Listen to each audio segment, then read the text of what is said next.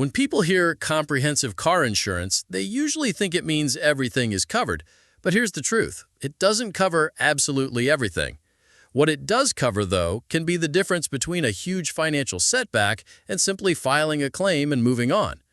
In this video, I'm breaking down what comprehensive insurance really is, what it protects you from, what it doesn't, and how to know if it's the right choice for you. Let's start simple. Comprehensive insurance covers damage to your car that isn't caused by a collision. Think of it as protection against the unexpected things life throws at your car when you're not behind the wheel. For example, picture this. You walk outside in the morning and find your windshield cracked by a falling tree branch. That's comprehensive. Someone breaks into your car and steals your stereo. Comprehensive. A hailstorm leaves dents all over your hood. Comprehensive again. Basically, if it's not another car smashing into yours, there's a good chance comprehensive covers it. Fire, vandalism, theft, natural disasters like floods, hurricanes, earthquakes, even damage from hitting an animal on the road. These are all classic scenarios where comprehensive steps in. But here's where it gets a little tricky. Comprehensive insurance doesn't cover everything. It won't pay for normal wear and tear, like worn-out tires or brake pads. It doesn't cover mechanical failures, like your transmission dying. And, most importantly, it doesn't cover collision damage. If you rear-end another car or someone hits you in traffic, that falls under collision insurance, not comprehensive. So why do people get confused? Because the word comprehensive sounds like it covers everything. In reality, it's more like non-collision coverage. Now let's talk about deductibles.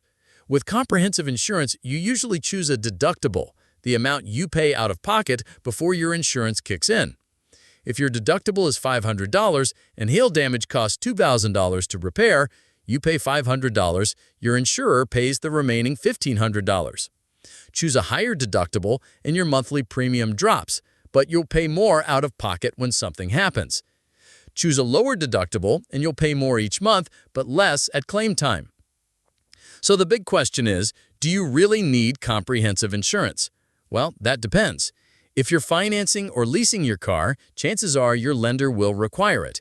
They want to protect their investment until you've paid it off. But if you own your car outright, it's optional. Here's a rule of thumb. If your car is relatively new, expensive to repair, or valuable, comprehensive is usually worth it. The cost of replacing or repairing damage from theft, fire, or natural disasters could easily outweigh the premium. On the other hand, if you drive an older car with a low market value, comprehensive might not be worth the price, because the insurance payout will never be more than what the car is worth. Now pause for a second. If this is making things clearer, think about how many drivers pay for coverage without really knowing what it does for them. That's why I create these videos, to give you the clarity your insurance company rarely provides. So, do me a quick favor. Hit that like button, subscribe to the channel, and share this with someone who's currently debating their insurance coverage. Let's keep going. Another key part of comprehensive insurance is how it works with other coverages. Remember, comprehensive doesn't replace liability or collision. It works alongside them. Liability covers damage you cause to others, collision covers damage from crashes, and comprehensive fills in the gap by protecting your car against everything else. Together, these three create what's known as full coverage. But there's one more detail people overlook: the claim process. When you file a comprehensive claim, your insurer will usually assess the damage and compare repair costs to your car's actual cash value. If repairs cost more than the car is worth, they'll declare it a total loss and cut you a check for the market value instead.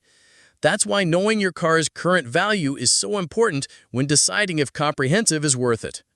And here's something practical. Many insurers also offer comprehensive add-ons or perks.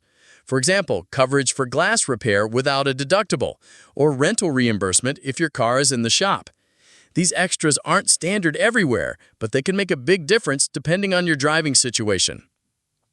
So, here's the bottom line. Comprehensive car insurance isn't about covering everything. It's about protecting your car from the unpredictable. Theft, fire, natural disasters, vandalism, falling objects, animal collisions – these are the risks that comprehensive has your back on. But it doesn't replace collision and it doesn't cover everyday wear and tear. If your car is valuable or if your lender requires it, comprehensive is often worth the cost. If your car is older and not worth much, you might save more by skipping it. Either way, the key is understanding what you're paying for, and now you do. Thanks for watching. If this video helped you understand comprehensive coverage better, make sure to subscribe for more straightforward guides to car insurance and automotive topics. And let me know in the comments, do you currently carry comprehensive or are you considering dropping it?